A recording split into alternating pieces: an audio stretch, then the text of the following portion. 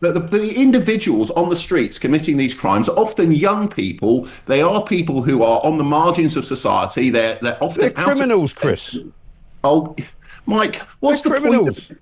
What's the point? Watch as Chris Dorr, KC, KC stands for King's Counsel, meaning he's a lawyer, talking to the mentally challenged concrete farmer Mike Graham about a radical approach to combating crime that quickly descends into a heated debate.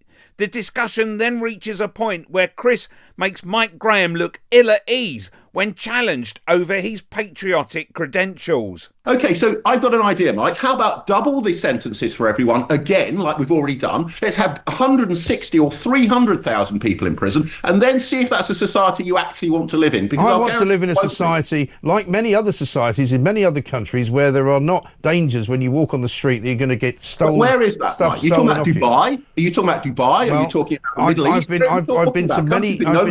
I've been to many countries where you can walk around quite safely and talk on your phone without it being stolen out your hand.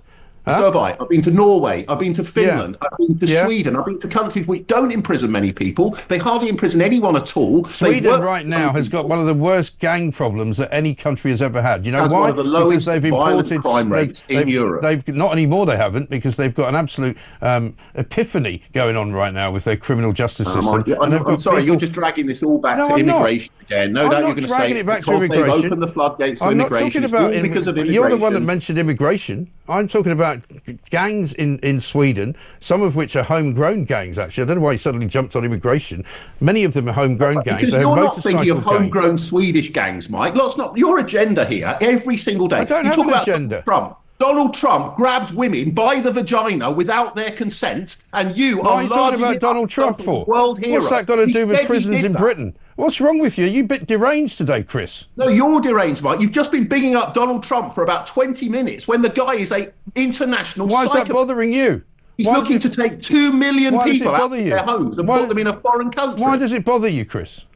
Why does it bother me? Because there are certain values that the United States, the United Kingdom and Europe fought for in the Second World War, stood up to Nazi Germany, stood up to Russia and the Soviet Union. And now Donald Trump is basically getting into bed with exactly the mindset and the philosophy that destroyed the continent. So you're not in favour of him stopping? You're not in favour of him stopping a war in Ukraine, then, are you?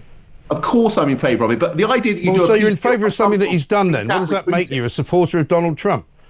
No, I'm not a supporter of Donald Trump, because you don't do a just said you're in favour of something that he's doing. By telling everybody what it's going to be without negotiating with them, without even having a discussion. That's not a peace deal. That's an arrogant narcissist who spends his entire time trying to get news attention every single day, every single headline. He wants it to be about himself. He has no positive. How do you know that? Click here for Ed Davey calls Nigel Farage a plastic patriot.